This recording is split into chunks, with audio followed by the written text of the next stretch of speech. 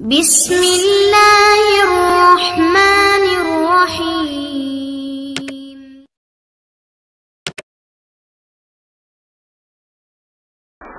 اعوذ باللہ من الشیطان الرجیم، بسم اللہ الرحمن الرحیم۔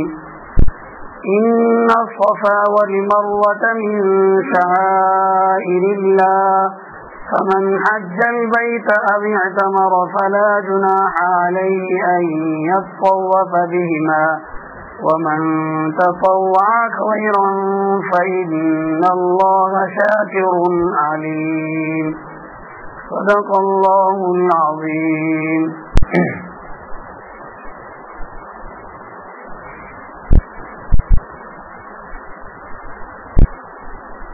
قرآن کریم کی یہ ایک آیت ہے،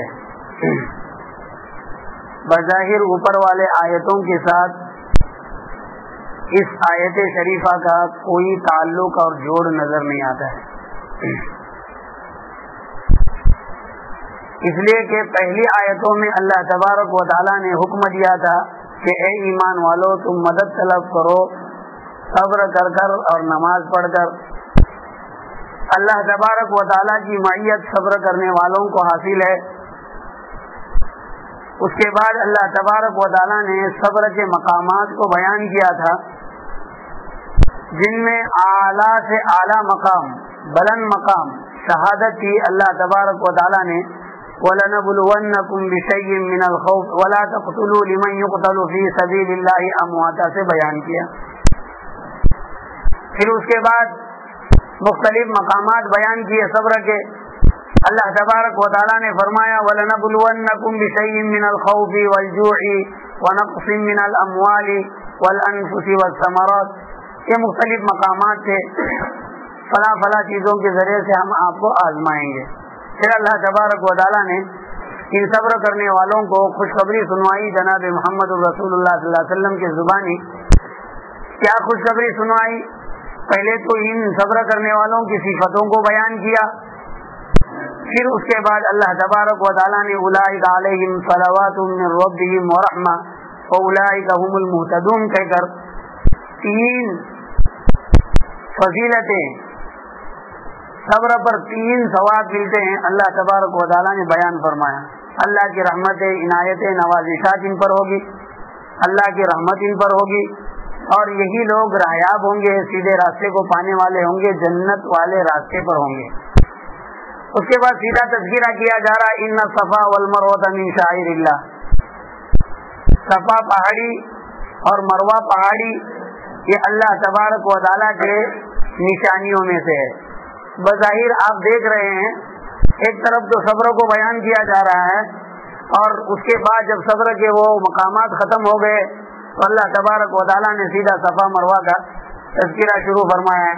بظاہر اس میں کچھ جوڑ نظر نہیں آتا ہے۔ بعض مفسرین نے آگے والی آیت اور اس آیت کے درمیان جوڑ پیدا کرنے کے اعتبار سے یہ کہا تھا، کچھ آیتوں پہلے اللہ تبارک و تعالیٰ نے خانہ کعبہ کے بنانے کا تذکرہ فرمایا پہلے پارے کے اندر، جیسا کہ آپ لوگوں نے سنا ہے۔ پھر اس کے بعد خانہ کعبہ کے جانب رک کر نماز پڑھنے کا اللہ تبارک و تعالیٰ نے حکم دیا ہے، اور خانہ کعبہ کے لیے حج کرنے کا بھی اللہ تبارک و تعالیٰ نے حکم دیا ہے، اور حج ہی کا ایک رکن سمجھ لیجئے، یعنی امام ابو حنیفہ رحمۃ اللہ علیہ کے نزدیک تو واجب ہے صفا مروہ کے درمیان میں سعی کرنا، اور یہ حج ہی کے ارکان میں سے ہے، حج ہی کے شعائر میں سے ہے، تو اللہ تبارک و تعالیٰ نے اس کو یہاں بیان کیا ہے۔ لیکن محقق زمانہ مولانا محمد صاحب ادریس کاندھلوی رحمۃ اللہ علیہ نے اس کا بہترین ربط بیان کیا ہے۔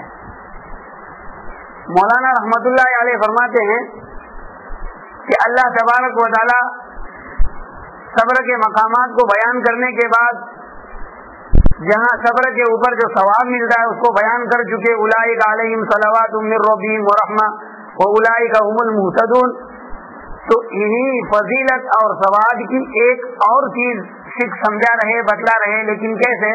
واقعے کے ذریعے سے بتلا رہے ہیں۔ یعنی اللہ تبارک و تعالیٰ یہ فرمانا چاہ رہے کہ دیکھو ایک کمزور سی عورت نے اپنے دودھ پیتے بچے کے ساتھ اللہ تبارک و تعالیٰ کے سامنے ایک قربانی پیش کی اور اس میں صبر کیا. اللہ تبارک و تعالیٰ کو وہ ادائے اتنی پسند آئی کہ قیامت تک اللہ تبارک و تعالیٰ نے اپنے 5 ارکان میں سے ایک رکن حج کا ایک واجب قرار دیا, اور ایسا واجب قرار دیا کہ کوئی آدمی اگر اس واجب کو چھوڑ دے اس کا حج مکمل نہیں ہوتا ہے. اللہ تبارک و تعالیٰ نے دنیا ہی کے اندر صبر کے ثواب کو بیان فرمایا ہے. ان صفا والمروہ من شعائر اللہ سے اللہ تبارک و تعالیٰ اسی صبر کے اوپر ملنے والے ایک ثواب کا تذکرہ اس میں کر رہے ہیں. اللہ تبارک و تعالیٰ فرماتے ان صفا والمروہ, کوہ صفا اور کوہ مروہ, صفا پہاڑی اور صفا مروہ پہاڑی, یہ دو پہاڑ خانے کعبہ کا جس جانب دروازہ ہے اس کے سامنے بازو میں, اس کے ہم جب خانے کعبہ کے طرف پیٹ کر کھڑے ہو جائیں گے تو دائیں اور بائیں دونوں جانب میں یہ اللہ تبارک و تعالیٰ نے 2 پہاڑوں کو وہاں پیدا فرمایا ہے. ہم جب سیدھے راستے خانے کعبہ کے جانب جہاں دروازہ ہے اس جانب پیٹ کر کھڑے ہوں گے تو سیدھے ہاتھ کی طرف جب ہم نکلیں گے تو ہم پہنچیں گے کوہ صفا کے اوپر, اور بائیں جانب جب جائیں گے ہم تو کچھ دور جانے کے بعد ہم پہنچیں گے مروہ پر, اور صفا بنسبت مروہ کے خانے کعبہ سے زیادہ قریب ہے. اور خانے کعبہ اب تو مطافی کے اندر وہ کنواں جس کو زمزم کہا جاتا ہے وہ کنواں مطافی کے اندر ہے ابھی فی الحال.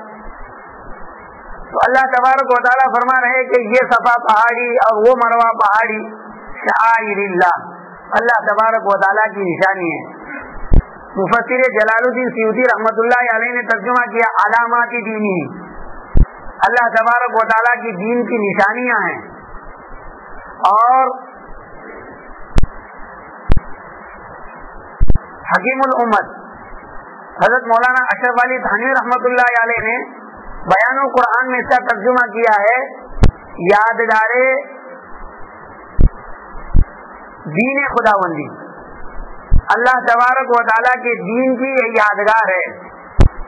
شاعر شعیرتن کی جمع ہے یا شاعرتن کی جمع ہے جس کے معنی آتے ہیں نشانیاں.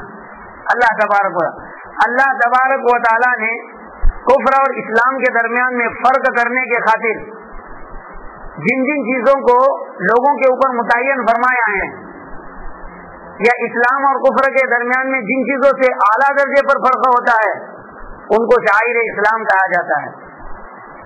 جیسے کہ صفا اور مروہ کے درمیان میں سعی کرنا, تو خود صفا اور مروہ یہ دونوں چیزیں اللہ تبارک و تعالیٰ نے کفر اور اسلام کے درمیان میں فرق کے طور پر بیان کیے ہیں.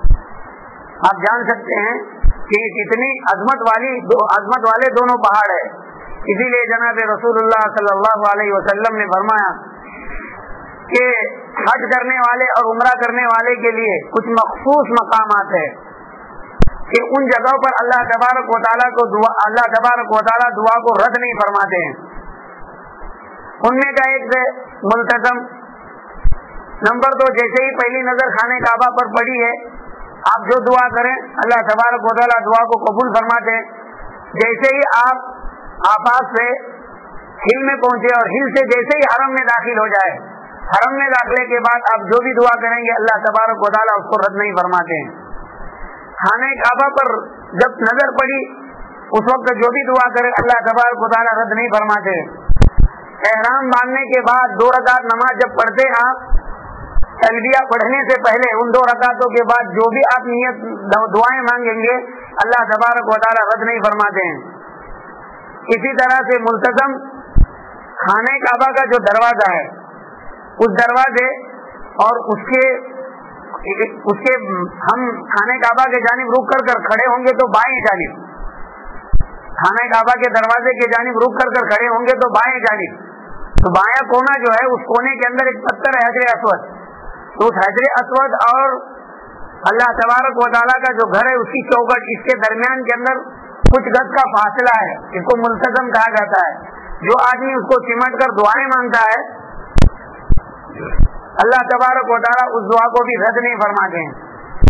اسی طرح خانہ کعبہ کی جو چوکٹ ہے، آستانہ جس کو کہتے ہیں، اس آستانے کو پکڑ کر بھی جو دعا اللہ تبارک و تعالیٰ سے مانگتا ہے اللہ تبارک و تعالیٰ اس دعا کو بھی رد نہیں فرماتے.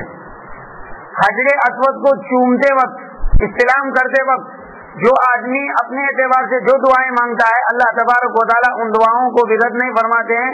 یہ قبولیت کے مقام ہے، یہاں دعا قبول ہی ہوتی ہے. اس کے بعد آپ خانہ کعبہ کے جانب رک کر کھڑے ہوئے ہیں دروازے کے سامنے. اس کے سیدھے جانب جب نکلیں گے تو پہلا کونے کے بعد ایک جگہ ہے جس کو حتیم کعبہ کہا جاتا ہے. اس حتیم کعبہ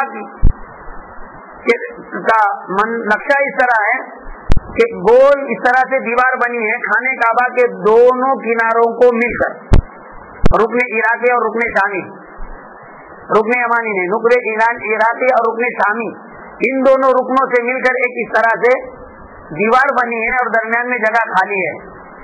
وہ بھی خانہ کعبہ ہی کا حصہ ہے. مکہ کے سرداروں کے پاس جس وقت خانہ کعبہ کی تعمیر کی جا رہی تھی، اس وقت ان کے پاس مال نہیں تھا حلال اتنا کہ مکمل جگہ کو گھیر لے. اس لیے ان لوگوں نے جتنا مال حلال اپنے پاس جمع ہوا اتنی ہی مقدار خانہ کعبہ کی تعمیر فرمائی، اور جو مال کم پڑا اتنا حصہ چھوڑ دیا، اور اسی کو حتیم کعبہ کہا جاتا ہے. اس حتیم کعبہ کے اندر آپ جا کر جتنی دعائیں مانگیں گے اللہ قبول فرمائیں گے، اللہ دعا کو رد نہیں فرماتے. یہ بھی مقام ایسا ہے کہ اس جگہ دعا قبول ہوتی ہے. میزاب رحمت کے نیچے خانہ کعبہ کی چھت کے پاس ایک پرنالہ لگا ہوا ہے. خانہ کعبہ کے اوپر جب بارش گرتی ہے اس پرنالے سے پانی نیچے گرتا ہے. اس پرنالے کے نیچے کھڑے ہو کر آپ دعائیں کریں گے اللہ تبارک و تعالیٰ اس دعا کو بھی رد نہیں فرماتے. اسی طرح سے صفا پہاڑی پر آپ جب پہنچے ہیں تو صفا پہاڑی کر، اور صفا پہاڑی سے جب مروہ پر آپ پہنچیں گے تو مروہ پہاڑی پر یہاں اگر آپ دعا کریں گے تو اللہ تبارک و تعالیٰ اس دعا کو بھی رد نہیں فرماتے ہیں. یہ بھی مقام قبولیت ہے.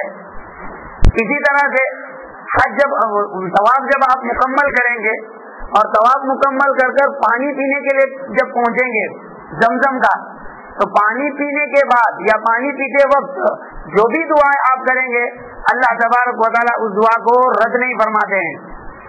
اس کے بعد 2 رکعت خانہ کعبہ کے طواف کی خانہ کعبہ کا چکر کاٹنے کے بعد طواف مکمل کرنے کے بعد 2 رکعت واجب نماز پڑھی جاتی ہے. اس نماز کے بعد بھی جو دعائیں آپ کریں گے اللہ تبارک و تعالیٰ اس دعا کو بھی رد نہیں فرماتے ہیں. یہ مقامات ہیں جن مقامات پر اللہ تبارک و تعالیٰ دعاؤں کو رد نہیں فرماتے ہیں.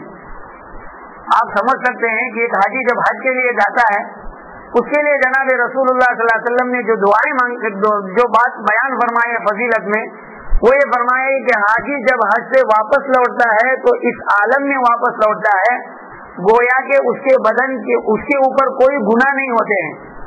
وہ ایسے عالم میں واپس لوٹتا ہے جیسا کہ ابھی اس کو اس کے ماں نے جنا ہے، یا جس ماں نے ابھی اپنے بچے کو جنا ہے اس کے معصومیت کا جو عالم ہوتا ہے، حاجی جب حج کر کے واپس لوٹتا ہے اس کا عالم بھی جناب رسول اللہ صلی اللہ علیہ وسلم نے یہی بیان فرمایا ہے.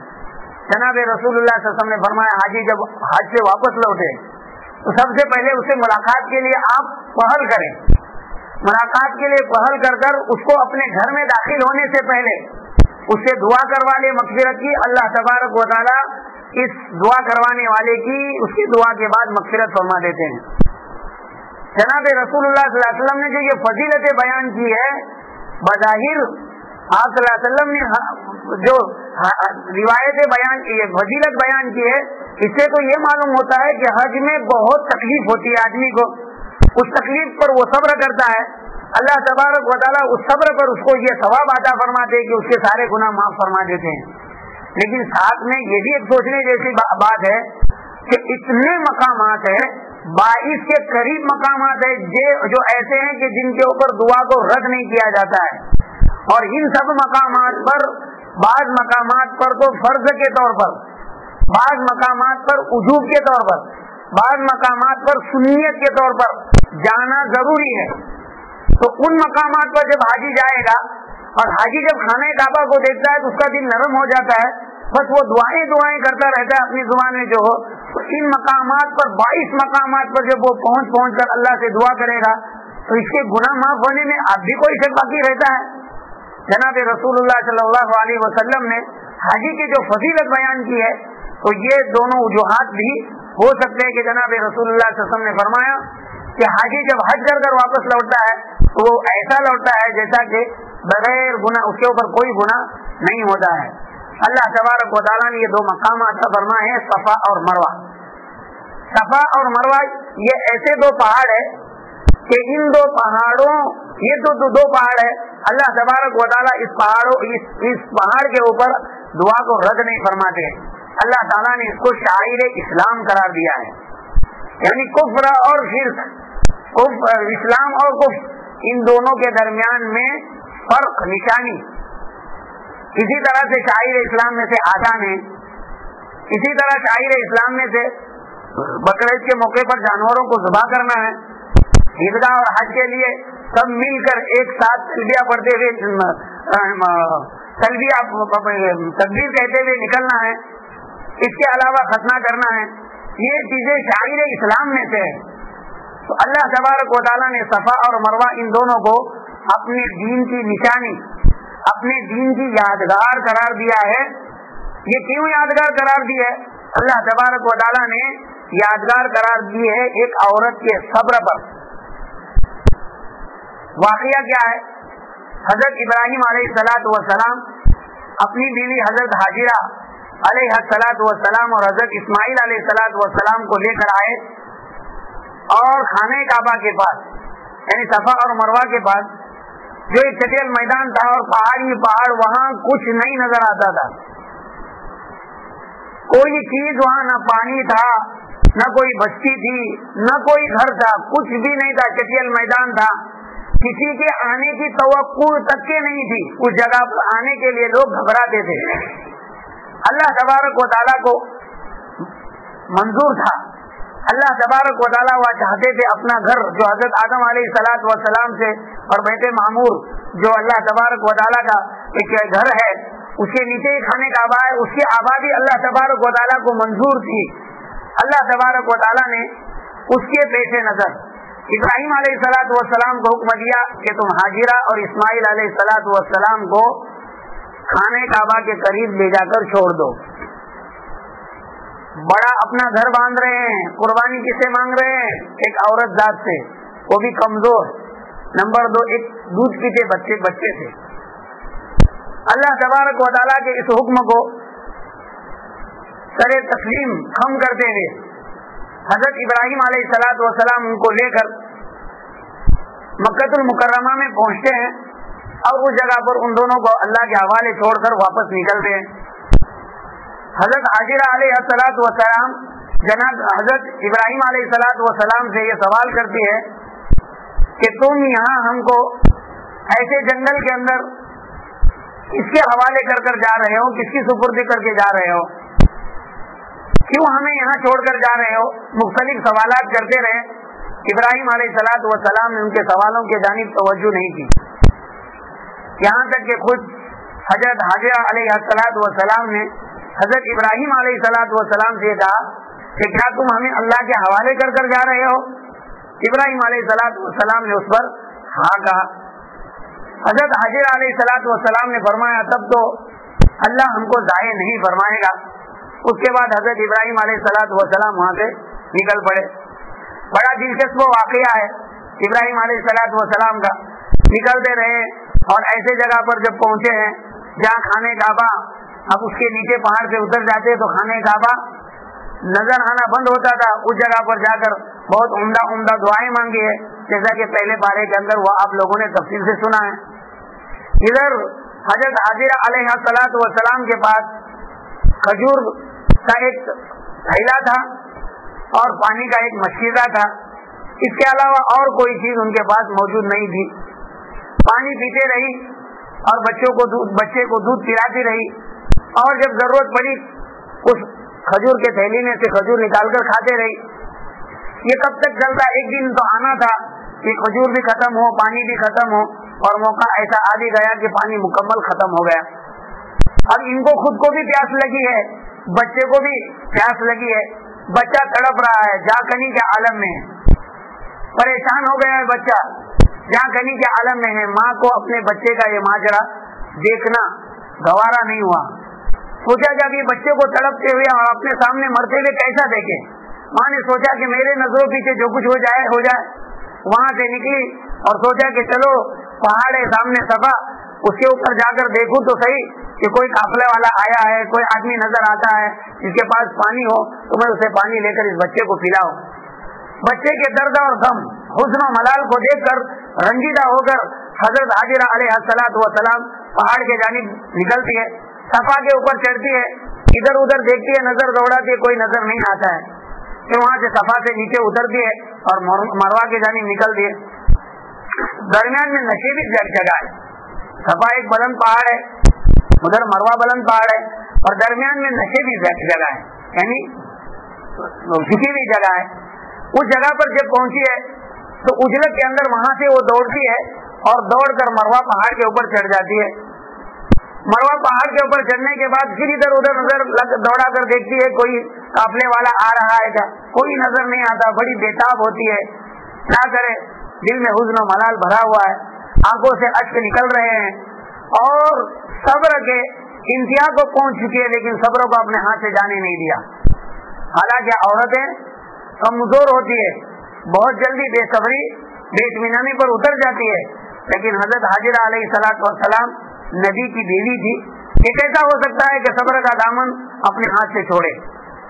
واقعہ یہ ہوا کہ وہاں سے پھر مروہ آئی، صفا آئی، پھر صفا پر یہی کام کیا، یہاں تک کہ 7 چکر کاٹے، 7واں چکر مروہ پر جب پہنچی ہے تو بہت ہی صبر کے انتہا پر پہنچ چکی ہے کہ کیا کیا جائے۔ اتنے میں ایک آواز دینے والے کی آواز سنی، جیسے ہی آواز سنی تو حضرت حاجرہ علیہ الصلوۃ والسلام نے اپنے آپ کو دل میں یہ کہتے ہوئے اطمینان دلایا کہ اطمینان رکھو، اطمینان رکھو۔ دیکھیے ان الفاظ کو بھی جو انہوں نے کہا ہے جناب رسول اللہ صلی اللہ علیہ وسلم کی زبانی اس کو محفوظ کیا ہے۔ اس واقعے کے روایت کرنے والے حضرت عبداللہ ابن عباس رضی اللہ تعالیٰ عنہما ہیں۔ حضرت عبداللہ ابن عباس رضی اللہ تعالیٰ عنہما فرماتے ہیں کہ جناب رسول اللہ صلی اللہ علیہ وسلم اس واقعے کو بیان کرتے ہوئے جب یہاں پہنچے ہیں تو خود جناب رسول اللہ صلی اللہ علیہ وسلم نے فرمایا کہ اللہ تبارک و تعالیٰ کو اس مائی کی ادا اتنی پسند آئی، اللہ تبارک و تعالیٰ نے اس کے 7 مرتبہ چلنے کو اور نشیبی جگہ میں دوڑنے کو لوگوں کے اوپر واجب اور فرض قرار دیا۔ صفا مروہ کے درمیان میں صحیح کرنا حضرت امام احمد بن حنبل رحمۃ اللہ علیہ کے نزدیک مستحب مسنونہ ہے، حضرت امام مالک اور امام شافعی رحمہ اللہ کے نزدیک فرض ہے، اور امام ابو حنیفہ رحمۃ اللہ علیہ کے نزدیک صفا اور مروہ کے درمیان میں صحیح کرنا واجب ہے۔ کوئی آدمی صفا مروہ کے درمیان میں صحیح کرنا چھوڑ دیتا ہے یا دوسروں سے صفا مروہ کی صحیح کرواتا ہے اپنے اندر طاقت ہونے کے باوجود، تو اس کو ایک دم دینا پڑے گا، یعنی ایک بکری ذبح کرنا پڑے گی، اس کے بغیر اس کا حج مکمل نہیں ہو سکتا ہے۔ پھر اس کے بعد حضرت عبداللہ ابن عباس رضی اللہ تعالیٰ عنہ فرماتے ہیں کہ جب یہ آواز سنی تو پھر اپنے کان دوسرے مرتبہ لگائے تو دوسری مرتبہ آواز آئی۔ آواز آنے کے بعد حضرت حاجرہ علیہ الصلوۃ والسلام نے کہا کہ یہ آواز کے دینے والے تو آواز کو تو دے رہا ہے، لیکن اگر تیرے پاس کچھ مدد کا سامان ہے تو ہمارے مدد کے لیے پہنچ جا۔ اس کے بعد کیا دیکھتی ہے کہ آنن فانن جہاں ابھی زمزم کا کنواں ہے، ایک فرشتہ پہنچا ہے اور اس نے اپنی ایڑی کو زمین پر مارا جہاں سے پانی کے فوارے نکلے۔ لوگ قصے کے اندر بیان کرتے ہیں کہ حضرت اسماعیل علیہ الصلوۃ والسلام رو رہے تھے اور ان کی ایڑیاں، وہ اپنی ایڑیوں کو رگڑ رہے تھے اور رگڑتے رگڑتے وہاں سے پانی نکلا۔ یہ نہیں، بلکہ حضرت جبرائیل علیہ الصلوۃ والسلام نے اپنی ایڑی کو مارا اور پھر وہاں سے پانی کا فوارہ نکل گیا۔ حضرت حاجرہ علیہ الصلوۃ والسلام اس جگہ پر پہنچنے کے بعد پانی کے جانب ذرا پانی کے اردا گرد کے اندر کچھ حوض جیسا تھوڑا باہر کیا، پانی کو روکنے کے لیے جگہ کی، اور اس کے بعد اپنا مشکیزہ بھرا، خود نے بھی پانی پیا اور حضرت اسماعیل علیہ الصلوۃ والسلام کو بھی پانی پلایا۔ جناب رسول اللہ صلی اللہ علیہ وسلم نے فرمایا کہ اللہ تبارک و تعالی رحم فرمائے حضرت حاجرہ علیہ السلام کے اوپر۔ اگر حضرت حاجرہ علیہ السلام اگر اس پانی کے بازو میں باڑ نہ ڈالتی تو اللہ تبارک و تعالی ساری دنیا کے اندر ایک جاری چشمہ اس زمزم کو قرار دیتے، گویا یہ سب طرف پانی اللہ تبارک و تعالی اس کو پہنچا دیتے۔ حضرت حاجرہ علیہ السلام نے اس کو جانب سے باڑ کر روک دیا، باہر گئے۔ آگے واقعہ بیان کرتے ہوئے حضرت عبداللہ ابن عباس رضی اللہ تعالیٰ عنہ فرماتے ہیں کہ پرندے بھی اب پانی کو دیکھ کر آنے لگے، پرندے بہت اڑنے لگے، یہاں تک کہ ایک دن کا واقعہ ہے کہ قبیلہ جرہم سفر کر وہاں سے جا رہا تھا، اور انہوں نے اب پانی تلاش کرنے کے لیے ایک دو آدمی کو بھیجا۔ انہوں نے دیکھا کہ ایک جگہ پرندے بہت جمع ہیں، کیونکہ پرندے پانی ہی کی جگہ پر جمع ہوتے ہیں، لہٰذا وہ لوگ بھی وہاں پہنچے۔ انہوں نے دیکھا کہ یہاں پانی موجود ہے، تو قافلے والوں کے رکنے کے متعلق ان سے اجازت طلب کی، تو کچھ شرائط کے ساتھ اجازت دی حضرت حاجرہ علیہ السلام نے، آپ رک سکتے ہیں لیکن پانی پر قبضہ ہمارا رہے گا وغیرہ وغیرہ۔ چنانچہ وہ قبیلہ آ کر وہاں بس گیا، قبیلہ جرہم مکہ المکرمہ کے اندر۔ پھر حضرت اسماعیل علیہ السلام کا نکاح بھی قبیلہ جرہم کے ہی ایک عورت کے ساتھ ہوا۔ اس کے بعد پھر آپ جب بڑے ہوئے تو اسی جگہ پر آپ کے ذبح کا واقعہ بھی پیش آیا، مینا کے سنگلاخ وادیوں کے اندر یہ معاملہ پیش آیا۔ اس کے بعد اللہ تعالیٰ کے جانب سے حکم ہوا خانہ کعبہ کے تعمیر کا معاملہ بھی اسی وقت پیش آیا۔ باہر سے فرشتہ جس وقت جا رہا تھا، حضرت جبرائیل علیہ السلام جس وقت جا رہے تھے، تو انہوں نے حضرت حاجرہ علیہ السلام سے کہا کہ دیکھو تم ضائع ہونے کا خوف مت کرنا، اس لیے کہ اپنے پاس پروردگار کو اس جگہ اپنا گھر بنانا منظور ہے اور وہ اس جگہ پر گھر بنائے گا، آپ ضائع ہونے کا خوف مت کرنا۔ باہر گئے، میں یہ بیان کرنا چاہ رہا تھا اسماعیل کی ایک ادا جو بے صبری کے عالم میں نہیں بلکہ مکمل صبر کے ساتھ اللہ تبارک و تعالیٰ کے جانب متوجہ ہوتے ہوئے صفا مروہ کے درمیان میں کچھ ادائیں کی ہے، بے تابی اور بے قراری کے عالم کے اندر، اور صرف اللہ کے لیے قربانی دی ہے۔ اللہ تبارک و تعالیٰ کو یہ ادا پسند آئی اور صبر کا بدلہ یہ دیا کہ رہتی دنیا تک جتنے لوگ آئیں گے سب کے لیے اللہ تبارک و تعالیٰ نے فرض قرار دیا، واجب قرار دیا، فرض قرار دیا کہ صفا اور مروہ کے درمیان میں صحیح کریں گے۔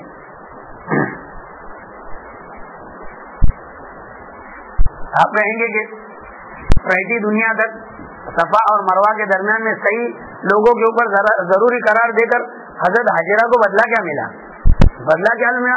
جناب رسول اللہ صلی اللہ علیہ وسلم نے فرمایا من سن سنتا حسنتا فلہ اجرها واجر من عمل بها او کما قال علیہ الصلوۃ والسلام۔ جو کوئی ایک نیک راستہ وجود میں لائے، ایک نیک راستے کو دنیا کے اندر جنم دے، ایک نیک راستے کو دنیا کے اندر جاری قرار دے، جناب رسول اللہ صلی اللہ علیہ وسلم نے فرمایا کہ قیامت تک جتنے لوگ آئیں گے اس نیک راستے کے اوپر عمل کریں گے، اللہ تبارک و تعالیٰ اس نیک راستے پر عمل کرنے والے نیک راستے کا ثواب تو دے دیں گے، ایجاد کرنے کا، جاری کرنے کا، لیکن ان نیک راستوں کے اوپر جتنے لوگ عمل کریں گے اللہ تبارک و تعالیٰ اتنے لوگوں کو، اللہ تبارک و تعالیٰ اتنے لوگوں کا ثواب اس نیک راستہ جاری کرنے والے کو عطا فرمائیں گے۔ جناب رسول اللہ صلی اللہ علیہ وسلم کا یہ فرمان، آپ کیا حیثیت دیتے ہیں اس کو؟ یہ بہت بڑی فضیلت ہے، اس لیے کہ قیامت تک اب دیکھیے کتنے سال گزر چکے ہیں، ان سال ہم نے سنا ہے، گنتی تو نہیں کیے، 80 لاکھ کے قریب لوگ تھے، 80 لاکھ کے لوگوں میں سے ہر لوگ آدمی کی ایک نیکی صفا کی، ایک نیکی مروہ کی، تو ایک آدمی کی 7 نیکیاں ہوئی، کتنے نہیں زیادہ ہی ہوتی ہوگی، وہ کتنی دعائیں مانگتا ہوگا، کتنے کلمے کہتا ہوگا، کتنی مرتبہ تکبیریں پڑھتا ہوگا، وہاں تو تلبیہ منکر کتنی مرتبہ تکبیریں پڑھتا ہوگا، تحلیل پڑھتا ہوگا، اور ہر لفظ کے اوپر جو ثواب ملتا وہ بات نہیں، صرف صفا کی ایک مروہ کی ایک، ایسے 7 نیکی ایک آدمی کی 80 لاکھ کے 7 کے اندر آپ ضرب دے دو تو آپ خود سمجھ سکتے ہیں کہ کتنا بڑا جو ہے اس کا ثواب ہے. اور پھر وہ ہر لفظ جو پڑھ رہا ہے اس کا ثواب. پھر وہ دوڑتے ہوئے اللہ تبارک و تعالیٰ کے صفا مروہ کے درمیان میں جو دوڑتے ہیں اور ہر قدم پر جو نیکیاں ملتی ہے اور جو دعائیں دوڑنے کے وقت کی جاتی ہے اس کے قبول, اس کا ثواب. معلوم نہیں کتنی نیکیاں اس مائی کے قربانی پر اللہ تعالیٰ اس کے نام اعمال کے اندر درج کر رہے ہوں گے اور کتنے زیادہ نام اعمال میں ثواب ان سے لکھا جا رہا ہوگا. معلوم ہوا کہ صبر کا پھل, صبر کا ثواب اللہ تبارک و تعالیٰ بے انتہا عطا فرماتے ہیں, جس کی گنتی دنیا کی کوئی مشنری کر نہیں سکتی ہے, چاہے وہ کتنی بھی طاقت اور پورے زور کے ساتھ اس کو ایجاد میں لایا ہو کہ یہ کر سکتے, اس چیز کو نہیں کر سکتے, اتنا بے انتہا. اسی کو اللہ تبارک تعالیٰ نے فرمایا قرآن مجید کے اندر, انما یوفی الصابرون اجرهم بغیر حساب. خود اللہ فرما رہے کہ ہم صبر کرنے والوں کو پورا بدلہ دیتے ہیں. کیسے؟ بغیر حساب, یعنی اس کا کوئی حساب ہی نہیں ہوتا, کوئی لگا ہی نہیں سکتا حساب. بغیر حساب اللہ تبارک و تعالیٰ ان کو ثواب عطا فرماتے ہیں. بس مولانا محمد ادریس صاحب کاندھلوی رحمۃ اللہ علیہ فرماتے ہیں کہ اوپر جو ہے صبر کے مقامات بیان کیے جا رہے تھے.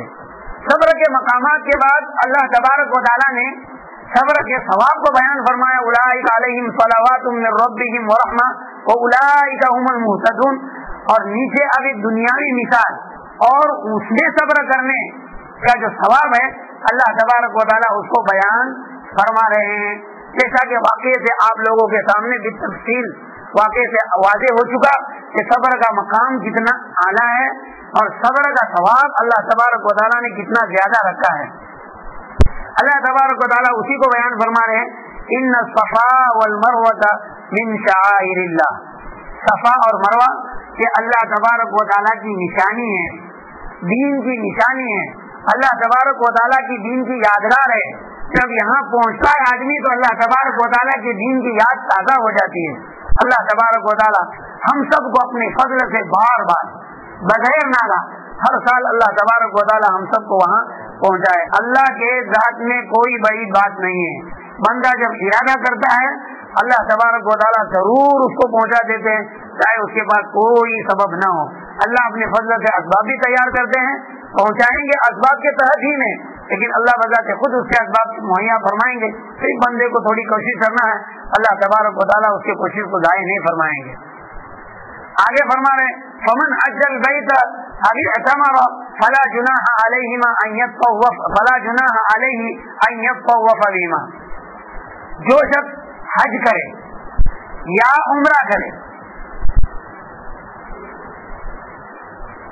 فلا جناح علیہ, اس کے اوپر کوئی حرج نہیں ہے یہ کہ وہ صفا اور مروہ کے درمیان میں صحیح کرے. صفا اور مروہ کے درمیان میں صحیح کرنے میں اس پر کوئی حرج نہیں ہے. عمرہ اور حج اللہ تبارک و تعالیٰ کی یہ دو عبادتیں ہیں.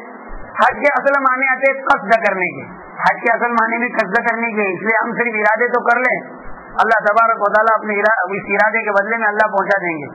حج کے اصل معنی ارادے کے ہیں اور شریعت میں حج کہا جاتا ہے مخصوص افعال کو مخصوص مقام کے اوپر,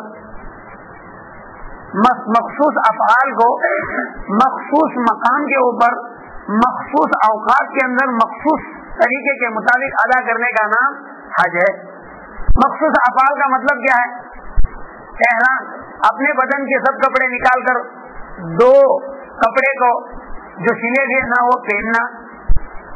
سلے ہوئے نہ ہونے کا مطلب یہ کہ بدن کے حیات پر سلے ہوئے نہ ہونا چاہیے. لنگی وغیرہ بنا لی جائے نیچے تو چل جاتا ہے, اس کی گنجائش ہے, لیکن افضل اس میں بھی یہ لکھا ہے کہ بغیر سلے ہوئے ہو. لیکن آج کل کے زمانے میں لوگ سطر کا احترام نہیں کرتے ہیں, بھاگ دوڑ کے اندر سطر کھلتا ہے, اس لیے بہتر تو یہی سمجھ میں آتا ہے کہ وہ نیچے کی جو اس کی احرام ہوتا ہے اس کو سی لے اور اس کی لنگی بنا لے, یہ اچھا معلوم ہوتا ہے. یہی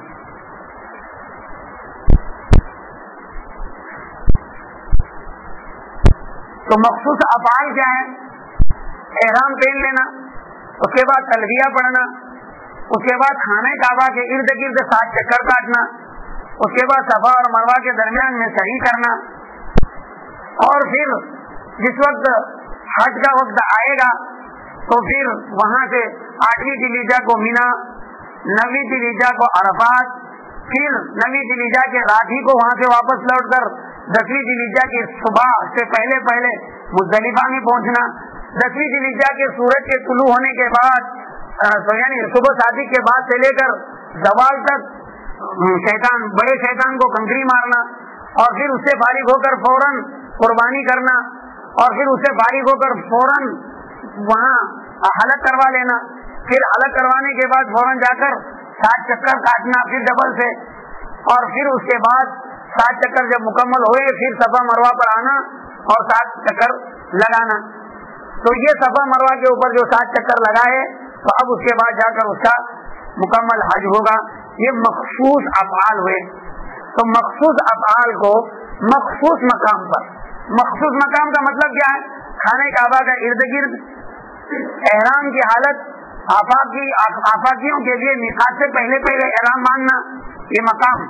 پھر اس کے بعد مکہ المکرمہ والوں کے لیے مسجد حرام سے احرام باندھنا، پھر مینا، مزدلفہ، اسی طرح سے عرفات، اور پھر مکہ المکرمہ کے اندر آ کر خانہ کعبہ کا جو خاص حصہ ہے اس حصے کے ارد گرد اور صفا اور مروہ کے درمیان جو جگہ ہے اس جگہ کے اوپر چکر کاٹنا۔ تو یہ مخصوص مقام۔ کوئی آدمی یہاں اپنا ایک خانہ کعبہ بنا ہندوستان کے اندر، اور صفا مروہ کے 2 پہاڑ کے طور پر ابھی جیسے کچھ پوسٹر بنائے جاتے ہیں تو ان پوسٹروں کو بنا کر رکھ دے، اور پھر یہی یہ سمجھے کہ اس کے ارد گرد چکر ماروں اور صفا مروہ کے اوپر چکر مار ڈالوں، اور 1-2 جنگل میں چلا جائے، تھوڑا سا قریب جا کر مینا پہنچا، پھر ایک دم آگے چلا گیا عرفات سے آیا مزدلفہ میں دونوں کے بیچ میں، اور پھر واپس آیا مینا کی طرف، اور وہاں شیطان اپنی جانب سے تھوڑے رکھ لیا اور اس کو کنکر مار دیا۔ تو یہاں کبھی بھی ایسا حج ادا نہیں ہو سکتا ہے، اس مخصوص مقام پر ہی حج ادا ہوگا، اس کے علاوہ نہیں۔ نمبر 3، مخصوص اوقات میں، حج کے مخصوص اوقات ہے۔ حج کا وقت شروع ہوتا ہے شوال سے، شوال کے پہلی تاریخ سے حج کا احرام اگر کوئی باندھنا چاہے تو حج کا احرام باندھ سکتا ہے۔ اس کے مخصوص مہینے ہیں 3 مہینے ترتیب، شوال، ذی-قعدہ، ذی-الحجہ، اور شوال، ذی-قعدہ اور ذی-الحجہ کے 10 دن، یہ مخصوص مہینے ہیں۔ شوال کے بعد کیا آتا ہے؟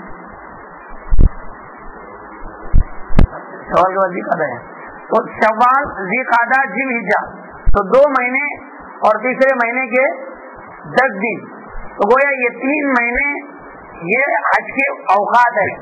تو کوئی آدمی شوال کے 1 تاریخ کو حج کا احرام باندھنا چاہے تو وہ باندھ سکتا ہے، وہ احرام باندھ کر پھر یہاں ہی رہے، اور حج کا جب مقام آئے تو اس احرام کے ساتھ وہاں پہنچے، یا وہاں جا کر باندھے، اور جس دن حج کے اوقات آئیں گے جو 5 دن ہیں اس دنوں کے اندر وہ افعال کو ادا کرے تو کافی ہے، صحیح ہو جائے۔ لیکن کوئی شخص شوال کے پہلے ہی رمضان ہی کے اندر کوئی آدمی اگر حج کا احرام باندھ ڈالے رمضان کے اندر تو آپ سمجھ لیجئے کہ اس کا حج کا احرام باندھنا صحیح نہیں ہوتا ہے۔ اوقات بھی ضروری ہے اس کے لیے شوال، اسی لیے بعض فقہاء کرام نے لکھا ہے کہ کوئی آدمی اگر حج کے لیے روانہ ہوا ہے، عمرے کے لیے رمضان میں روانہ ہوا ہے، شوال کے چاند دکھنے سے پہلے اس کو ہندوستان واپس آنا چاہیے۔ اگر شوال کا چاند اس نے وہاں دیکھ لیا تو اب وہ اتنی طاقت رکھ سکتا ہے، مطلب اتنا بھی پیسہ ہے کہ اب وہ وہاں حج کرے تو اس کے اوپر حج فرض ہو جاتا ہے۔ اب جب واپس آئے گا تو حج فرض ہو چکا ہے اس کے اوپر، اس کو حج کرنا ضروری ہوگا، اس کی قضا کرنا اس کے لیے ضروری ہوگی۔ یہ بھی ایک مسئلہ ہے، بہت سے لوگ نہیں جانتے، اور حج کے عمرے کے لیے رمضان میں چلے جاتے ہیں اور شوال کے 2-3 عید وغیرہ کر کے وہاں سے آتے ہیں، ان کے لیے حج فرض ہو جاتا ہے۔ جنہوں نے حج فرض ادا نہیں کیا ان کے اوپر حج فرض ہو جاتا ہے۔ باہر کے مسائل اس کے مختلف ہیں، تو ایک یہ اوقات میں سے ایک وقت تو یہ شوال، ذی-قعدہ اور ذی-الحجہ کے جو مخصوص 5 دن ہیں، 8ویں ذی-الحجہ سے احرام باندھنا ہے، تو 8ویں، 9ویں، 10ویں، 11ویں اور 12ویں، 10ویں تک 8ویں، 8ویں، 9ویں، 10ویں،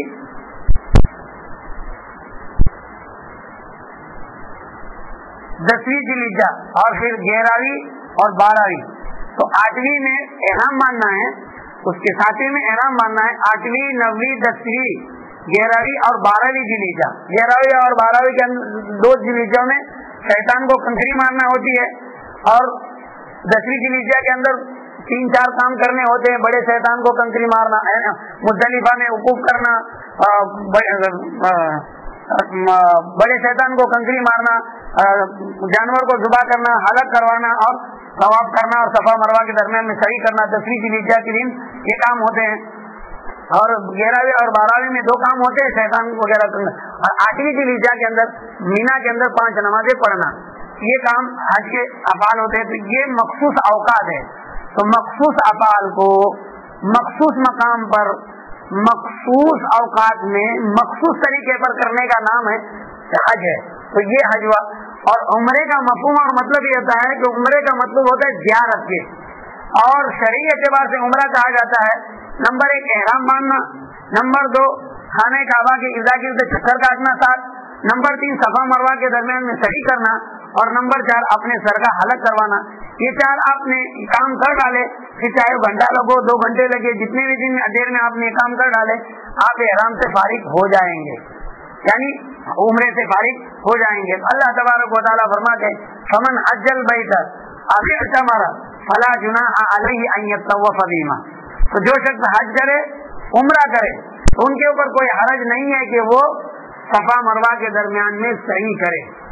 हालांकि सफा मरवा के दरमियान में सही करना फर्ज है, तो सफा मरवा के दरमियान में सही अगर वो करे तो उनके ऊपर कोई हज नहीं है। कुरान करीम ये बात बयान कर रहा है। असल में हज़रत अनस रज़ी अल्लाह तआला अन्हु ये बात पूछी गई सफा मरवा के दरमियान में सही के मुतालिक, तो हज़रत अनस इब्न मालिक रज़ी अल्लाह तआला अन्हु ने फरमाया कि ज़माने जाहिलियत के अंदर ऐसा होता था कि जब ज़माने जाहिलियत के अंदर हम सफा मरवा के दरमियान में सही नहीं करते थे। जब ज़माने इस्लाम आया तो ज़माने इस्लाम के अंदर हम ये समझ करके जाहिलियत में सफा मरवा के दरमियान में सही नहीं करते, हम सही सफा मरवा के दरमियान में सही करने से रुक गए। बुखारी की रिवायत है। तो जनाब रसूलुल्लाह सल्लल्लाहु अलैहि वसल्लम पर अल्लाह ने आयत नाज़िल फरमाई कि रुको मत, फला जुनाह अलैहिमा अन यतवफ बिहिमा, कि तुम पर कोई हरज नहीं है सफा मरवा के दरमियान में सही करने में। मतलब ये कि आप सफा और मरवा के दरमियान में सही करो, रुको मत। ये आयत अल्लाह तबारक व तआला ने जनाब मोहम्मद रसूलुल्लाह सल्लल्लाहु अलैहि वसल्लम पर नाज़िल फरमाई। इस आयत के शान नुज़ूल में और पस मंजर में मुतअद्दिद वाक़ियात लिखे हैं। उनमें का एक वाक़या तो यही हज़रत अनस इब्न मालिक रज़ी अल्लाह तआला अन्हु का। दूसरा वाक़या खुद हज़रत आयशा रज़ी अल्लाह तआला अन्हा इसकी रावी है, हज़रत रिवायत करने वाली है, हज़रत राविया है। हज़रत आयशा रज़ी अल्लाह तआला अन्हा फरमाती है कि अंसार लोग हज के दिनों में हज का जब एहराम बांधते थे तो मनात नामी एक बुत है, उस बुत के लिए एहराम बांधते थे, और एहराम बांधकर जब ये मनात के पास आकर मुकम्मल तवाफ से फारिग हो जाते थे तो फिर वो सफा और मरवा के ऊपर सही करने को बुरा समझते थे, इसलिए वो सफा और मरवा के दरमियान में सही नहीं करते थे। जब जनाब रसूलुल्लाह सल्लल्लाहु अलैहि वसल्लम के साथ हज करने का मौका आया तो कुछ सहाबा को तरद्दुद हुआ कि सफा और मरवा के ऊपर सही करना चाहिए या नहीं चाहिए। इसलिए जनाब रसूलुल्लाह सल्लल्लाहु अलैहि वसल्लम से उन्होंने पूछा कि रसूलुल्लाह सल्लल्लाहु अलैहि वसल्लम सफा और मरवा के दरमियान में सही करें। जनाब रसूलुल्लाह सल्लल्लाहु अलैहि वसल्लम पर आयत नाज़िल हुई। हज़रत आयशा सिद्दीक़ा रज़ी अल्लाह तआला अन्हा फरमाते हैं इन्न सफा वल मरवा मिन शाइरिल्लाह फमन हज्जल बैत अव इतमर फला जुनाह अलैहिमा अन यतवफ बिहिमा। के ज़माने इस्लाम के अंदर सफा और मरवा पर सही करने में किसी किस्म का कोई हरज नहीं, आपको सफा और मरवा पर सही करना है। हज़रत आयशा सिद्दीक़ा रज़ी अल्लाह तआला अन्हा ने फरमाया, जनाब रसूलुल्लाह सल्लल्लाहु अलैहि वसल्लम ने फरमाया कि जो शख्स सफा और मरवा के ऊपर सही न करे उस शख्स का हज मुकम्मल नहीं। इससे मालूम हुआ कि सफा और मरवा के ऊपर सही करने अहमियत के हामिल है। इसीलिए हज़रत इमाम अबू हनीफा रहमतुल्लाह अलैह ने इसको वाजिब करार दिया है। ये वाक़या जो हज़रत आयशा सिद्दीक़ा रज़ी अल्लाह तआला अन्हा का। इसके अलावा एक वाक़या हज़रत अबू बकर इब्ने अब्दुर्रहमान ये बयान करते हैं। वो ये कहते हैं कि ये आयत दोनों लोगों के लिए मुतालिक नाज़िल हुई। वो फरमाते हैं कि मैंने बहुत से उलमा से ये सुना कि जनाब रसूलुल्लाह सल्लल्लाहु अलैहि वसल्लम के बिअसत के बाद और ज़माने जाहिलियत के अंदर अक्सर लोग सफा और मरवा के दरमियान में सही करते थे। صفا اور مروہ کے درمیان میں صحیح کرتے تھے. کچھ لوگ ایسے تھے جیسا کہ حضرت عائشہ صدیقہ رضی اللہ تعالیٰ عنہ کے روایت سے معلوم ہوا کہ وہ صفا اور مروہ کے درمیان میں صحیح نہیں کیا کرتے تھے. ان کے علاوہ بقیہ تمام لوگ صفا اور مروہ کے درمیان میں صحیح کرتے تھے. اس کے بعد ہوا یہ کہ اللہ تبارک و تعالیٰ کی جانب سے قرآن مجید کے اندر آیت نازل ہوئی حج کے کرنے کی. اللہ تبارک و تعالیٰ نے فرمایا الحج اشہر معلومات فمن فرض فیہن الحج فلا رفث ولا فسوق ولا جدال فی الحج. یہ آیت نازل فرما کر حج کو فرض قرار دیا. من استطاع الیہ سبیلا 14 پارے کے اندر آیت ہے. اس کے ذریعے سے اللہ نے حج کو فرض قرار دیا. لیکن صفا اور مروہ کا ابھی تک حکم نازل نہیں ہوا تھا. تو صحابہ نے اللہ کے رسول صلی اللہ علیہ وسلم سے پوچھا کہ اللہ کے رسول صلی اللہ علیہ وسلم صفا اور مروہ کے متعلق کوئی حکم نازل نہیں کیا ہے تو کیا زمانی جاہلیت کے طرح جیسا بچا جاتا ہے اس پر صحیح نہیں کرنا ہے, یا یہ کہ زمانی جاہلیت کے اندر جو لوگ صفا اور مروہ پر صحیح کرتے تھے تو صحیح کرنا ہے؟ اس کے متعلق کیا حکم ہے؟ اللہ تبارک و تعالیٰ نے قرآن کی آیت نازل فرمائی فمن حج البیت او اعتمر فلا جناح علیہما ان یطوف بہما. یہ بھی ایک واقعہ ہے. ابن حجر عسقلانی رحمۃ اللہ علیہ نے فتح الباری میں متعدد واقعات کو بیان کیا ہے اور ان متعدد واقعات کو تصدیق دینے کی کوشش کی ہے. ابن حجر عسقلانی رحمۃ اللہ علیہ اور بڑی دسترس بحث اس پر کی ہے. باہر گئے صفا اور مروہ کے درمیان میں صحیح کرنا امام احمد بن حنبل رحمۃ اللہ علیہ کے نزدیک مستحب مسنونہ ہے. امام مالک اور امام شافعی رحمہ اللہ کے نزدیک فرض ہے اور امام ابو حنیفہ رحمۃ اللہ علیہ کے نزدیک واجب ہے. ابن حجر عسقلانی رحمۃ اللہ علیہ نے نسائی سے ایک روایت نقل کی ہے اور وہ روایت یہ بیان کی ہے کہ جناب رسول اللہ صلی اللہ علیہ وسلم کے بعثت سے پہلے زمانے جاہلیت کے اندر صفا اور مروہ کے اوپر 2 بت رکھے ہوئے تھے. ایک کا نام آصاب تھا اور دوسرے کا نام ناہیلا تھا. اور پھر اس کا خلاصہ کرتے ہوئے یہ بات بیان کی ہے کہ صفا کے اوپر آصاب تھا اور مروہ کے اوپر ناہیلا رکھا ہوا تھا. زمانے جاہلیت کے اندر جب لوگ خانہ کعبہ کے طواف سے جب فارغ ہو جاتے صفا اور مروہ کے صحیح کے لیے جب آتے تو صفا پر پہنچ کر آصاب کو چھوتے اور چومتے. پھر جب مروہ پر جاتے تو ناہیلا کو چھوتے اور چومتے. پھر صفا پر آتے تو اس طرح کرتے گویا وہ طواف کے اندر اس طرح کام کیا کرتے تھے. لیکن جب اسلام آیا تو صحابہ کے دل کے اندر کھٹک پیدا ہوئی. اب تک تو جو حج میں یا عمرے میں صحیح کی جاتی تھی تو وہ صحیح کرتے تھے آصاب اور ناہیلا کے بنا پر, اور اسلام نے تو ان بتوں کو بالکل ختم کر دیا ہے. اس کا تصور ہی انسان کے ذہنوں سے مٹا دیا ہے. تو اب صفا اور مروہ کے درمیان میں صحیح کرنا ہے یا نہیں, یہ بات پیدا ہوئی. جناب رسول اللہ صلی اللہ علیہ وسلم پر اللہ تبارک و تعالیٰ نے آیت نازل فرمائی فمن تطوع خیرا فمن حج البیت او اعتمر فلا جناح علیہ ان یطوف بہما. جو شخص حج کرے اور عمرہ کرے ان کے اوپر کوئی حرج نہیں ہے کہ وہ صفا اور مروہ کے درمیان میں صحیح کرے. معلوم ہوا کہ آپ کو صفا اور مروہ کے درمیان میں صحیح کرنا ہے. اب مفہوم اور مطلب کیا ہوتا ہے کہ صفا اور مروہ کے درمیان میں اگر صحیح نہیں کرے تو کوئی حرج نہیں ہے. ایک مفہوم اس طرح سے سمجھ میں آ رہا ہے.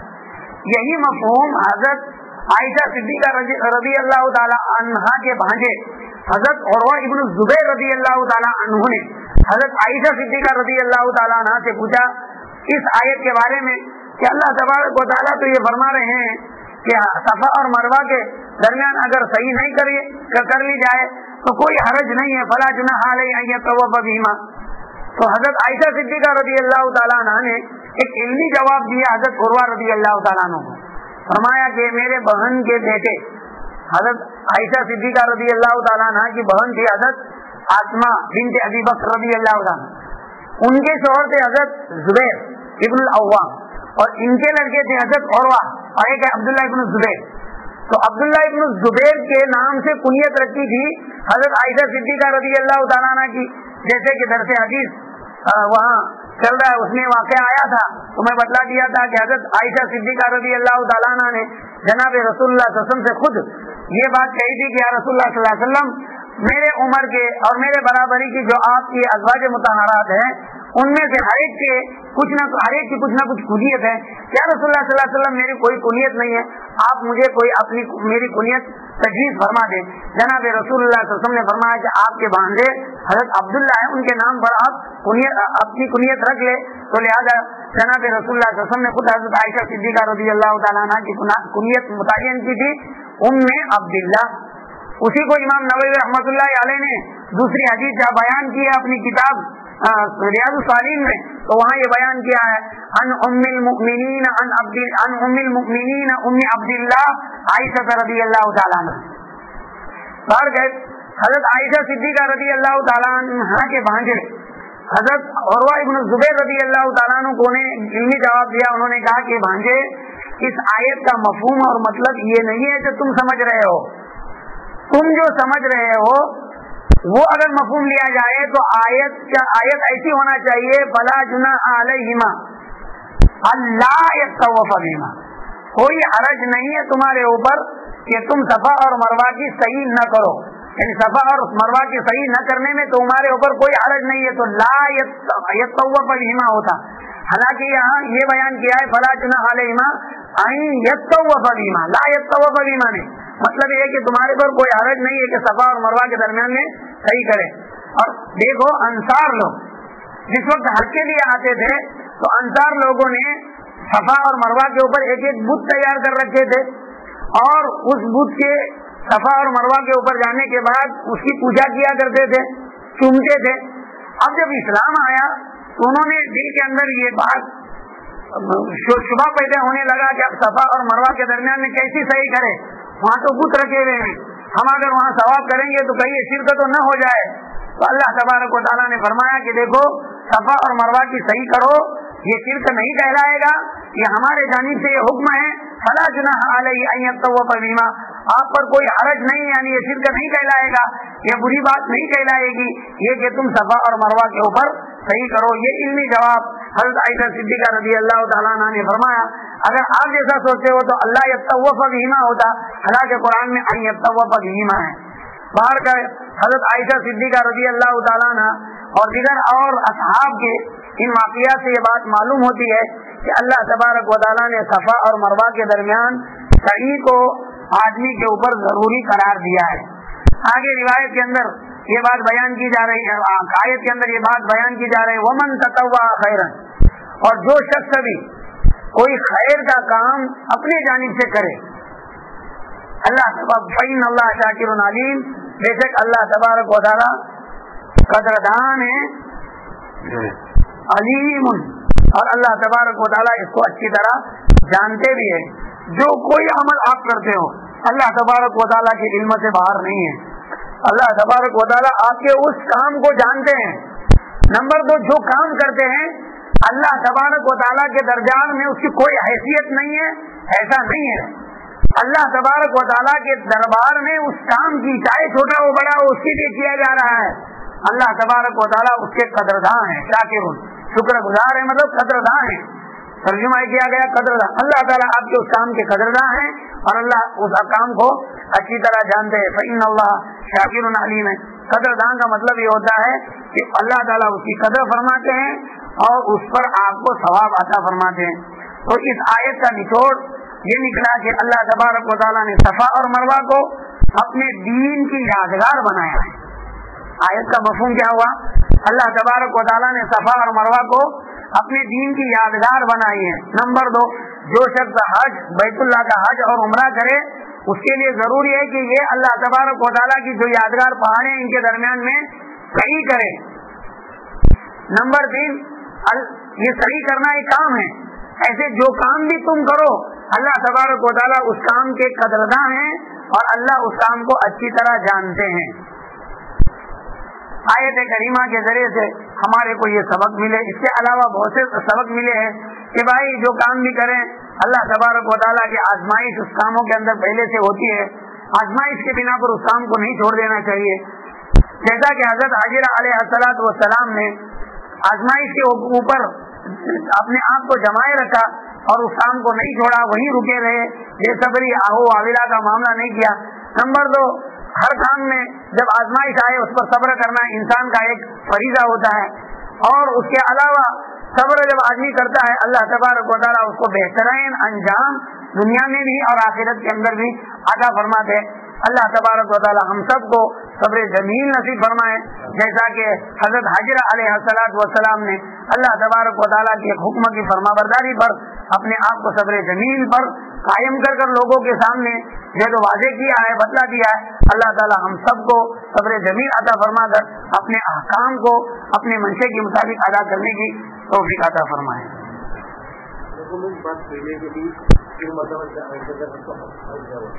तीन मरतबा तो अजमेर की क्या खुशूसियत है? अजमेर जैसे अल्लाह वाले तो और भी है, तो उनके भी कब्र पर जाने के बाद आज हो सकता है। ख्वाजा मोइनुद्दीन चिश्ती रहमतुल्लाह अलैह, जिनको वो मानते हैं कि उनके हाथों पर इतने लोग बैठ हुए, तो ख्वाजा मोइनुद्दीन चिश्ती रहमतुल्लाह अलैह बुजुर्ग हुए, किसी के हाथ पर बैठ होकर ही हुए, क्योंकि वो लोग तो बैठ को मानना ही मानना है किसी हालत में।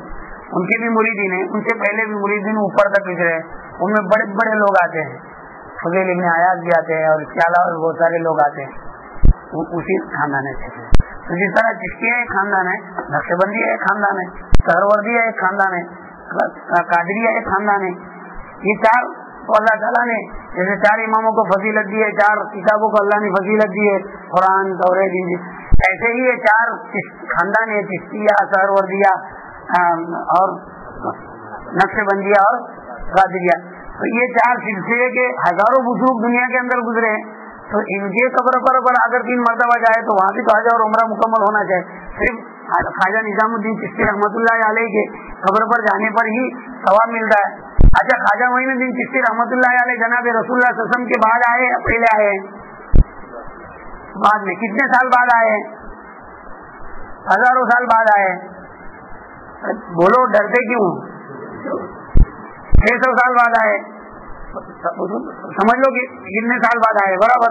शरीयत को नाफिज करने वाले कौन है? हज़रत ख्वाजा मोइनुद्दीन चिश्ती है या कि जनाब रसूलुल्लाह सल्लल्लाहु अलैहि वसल्लम है?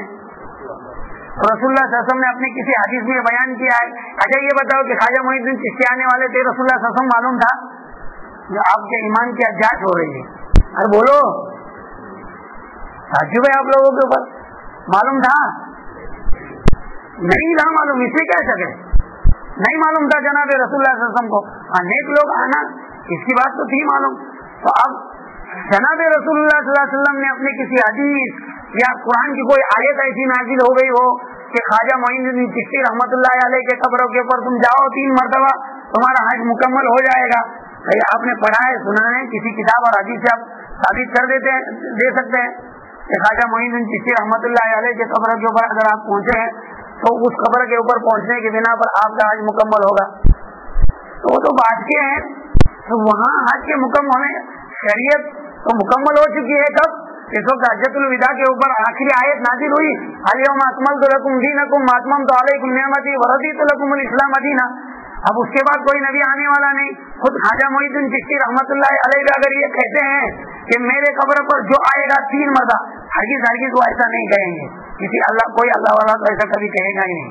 वो तो बहुत बड़े आदमी है, चिश्तिया खानदान हमारे खानदान के एक बहुत बड़े आदमी है। लेकिन चूंकि जब कुफ्र और शिर्क का जब बात आई है तो कुछ तो सलाम करना पड़ेगा आप लोगों के सामने। अगर ख्वाजा मोइनुद्दीन चिश्ती रहमतुल्लाह अलैह भी अपने जुबान से यह बात कहे अल-आयाज़ बिल्लाह, तो वो भी अपने ईमान पर बरकरार नहीं समझे जाएंगे। तो हमारी तुम्हारी बात तो क्या है? इसलिए तुम भी अगर अपनी जुबान से ये बात कहते हो, कुफ्र है कुफ्र, तौबा करना आपके लिए फर्ज होगा। और अगर मुझसे इत्मीनान और तशक्की नहीं होती है तो देवबंद फतवा भेजिए और वहां से मंगवा ले, तो आपको समझ में आएगा कि ऐसे जुमले कहना कुफ्र से बिल्कुल कोई दर्जा नहीं। कुफ्र आदमी जो है इससे काफिर हो जाता है। अगर कोई ये अकीदा रखता है 3 मरतबा वहां जाकर उसका हज होता है तो आदमी काफिर है। इसलिए कि दीन के अंदर एक ऐसी बात गढ़ा है जो एक फर्ज करार दे रहा है, और दीन के अंदर हलाल को हराम करना और हलाल को हराम और हराम को हलाल करना ये कुफ्र है। जब इतनी बात वजाहत के साथ आपके सामने आई है तो आप कभी आपके दिल में शुबा भी नहीं आना चाहिए कि किसी बुजुर्ग के कब्र पर जाने से जो उसका किसी को हज होता है। वो खुद बुजुर्ग मोहताज है तो वो क्या हज करवाएगा तुम्हारा? अल्लाह ताला हम सबको توفیق عطا فرمائیں اور دین کی صحیح سمجھ عطا فرمائیں. ان بزرگوں کی قدردانی نصیب فرمائیں. ان کے مزار پر جانے کے بعد جناب رسول اللہ صلی اللہ علیہ وسلم نے جن باتوں کو بیان کیا کرنے اللہ تعالیٰ اس کی توفیق عطا فرمائے اور ان کی نسبت کا کچھ حصہ اللہ تعالیٰ ہم سب کے دلوں کے اندر نچاور فرما دیں. آخر دعوانا